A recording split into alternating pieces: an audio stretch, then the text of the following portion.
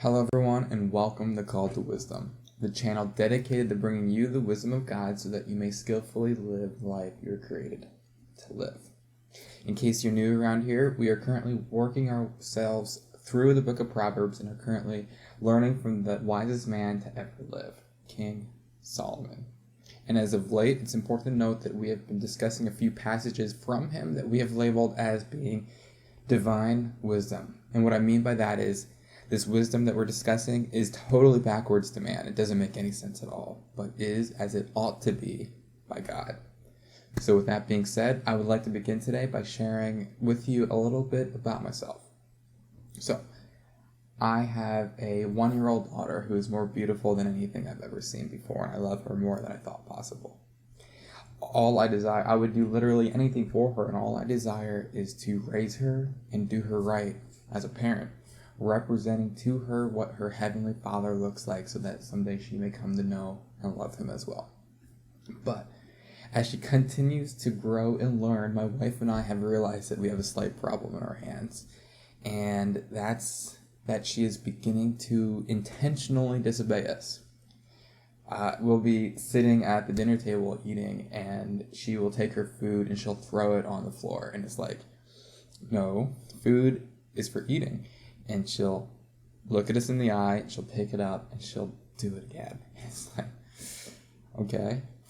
Or, since it's Christmas, we have decorations and ornaments throughout the house. And obviously they're pretty to look at, and she likes to go and pick at them and pull at them, and obviously they could break. So we're like, no, these are just for looking at. She'll turn around, and she will go back at it all the more diligently. And we're honestly beginning to panic a little. The last thing we want is that child who is screaming and throwing a tantrum in the middle of the store. I'm just being honest. And we're not too sure how to go about it. We know at this point that she knows what she's doing. It's intentional. She knows what no means. But she is intentionally going against what we're saying. And to our dismay, we feel like it might be time to begin disciplining her. And that makes us kind of afraid. Obviously, it will be difficult and hard. And the question looms, what if we do it wrong? And what if she hates us for it? And it's something that we know it's good for her. We know that it's necessary, and we can't allow it to go on. But obviously, we're kind of concerned. We've never done it before, But as we grapple with this, and especially with the passage that we'll be reading today, I can't help but reflect on my own childhood and my own parents disciplining me when I was a kid. And I'll be honest, it was terrible. No child likes to be told no. No kid wants to be told how to live and how to behave. And of course I hated it.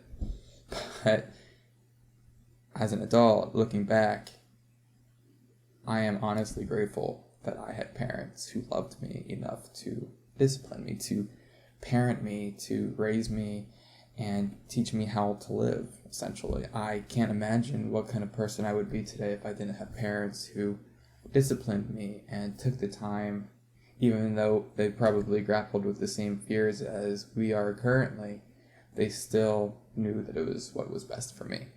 And I'm grateful for that. And I know because of that my own daughter will be grateful for it as well someday, and that it's what's best for her. And what about you, though? Do you remember that? Just as I reflect on it, I'm asking you to reflect on that as well. Do you remember when you were a child, whether it was a long time ago or not so long ago, do you remember being disciplined as a kid? Do you remember how awful it was, literally as if the world was ending? But as you reflect on that, can you also agree with me that it was for your own good? That your parents actually knew better at the time compared to you, and it was for your benefit, and that you're grateful for it today?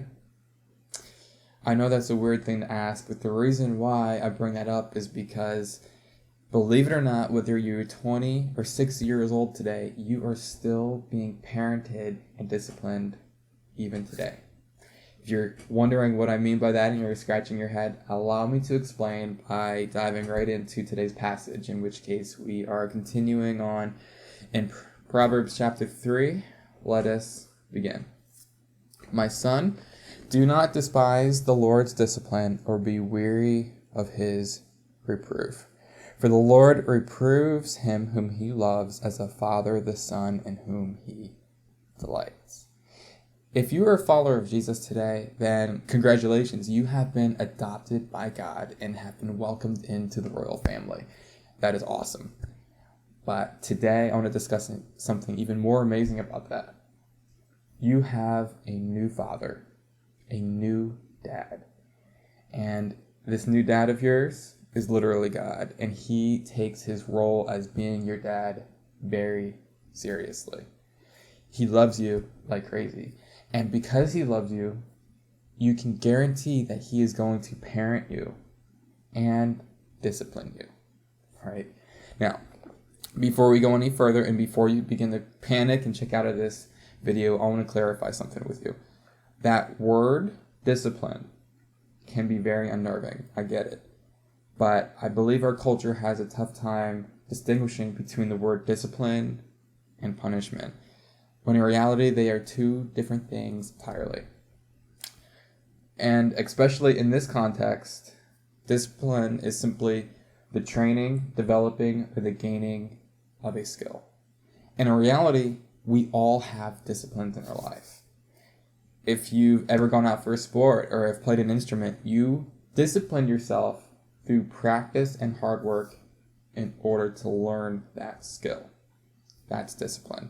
If you've ever gone to school before, picked up a hobby, or maybe you've gone to a university in order to earn a degree, you disciplined yourself in your studies in order to earn that said degree.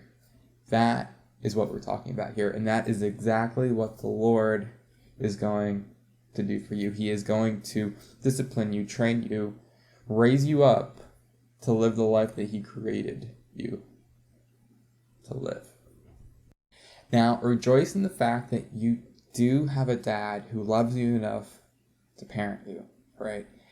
You have a dad that is a really good dad, and he's going to raise you. He's going to love you. He's going to guide you, stretch you. He's going to provide for you, and ultimately, he's going to conform you to the image of your older brother, Jesus.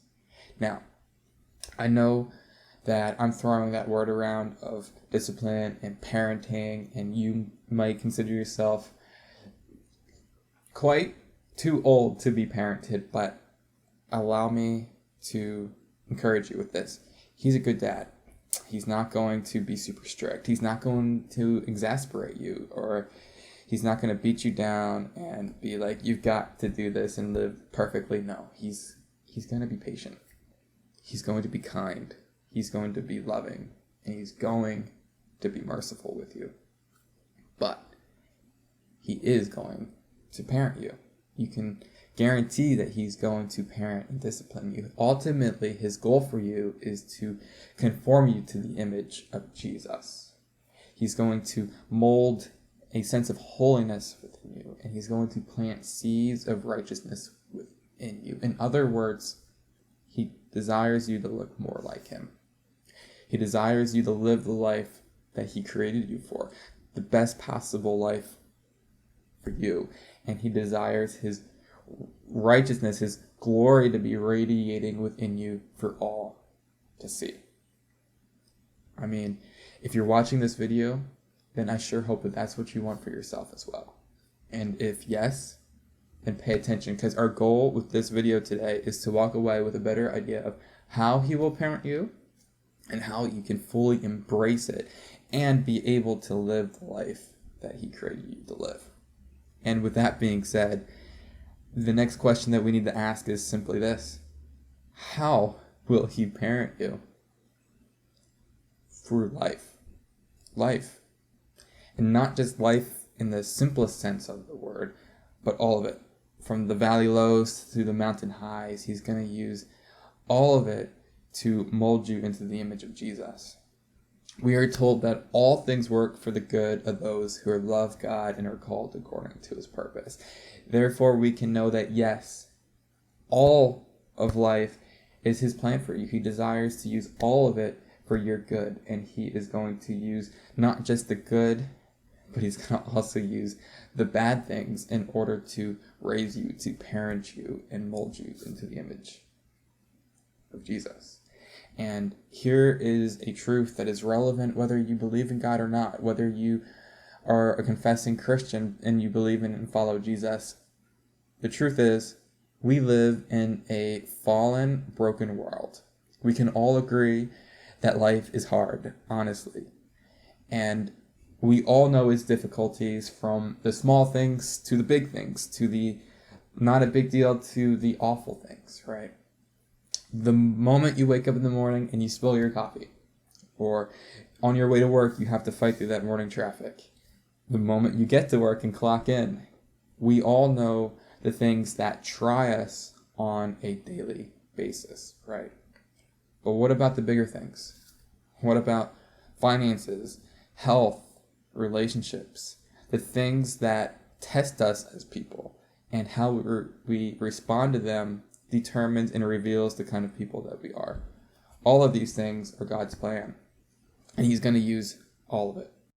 And the reason why this matters to your life, not only if you follow Jesus or not, is because we all have a choice to make.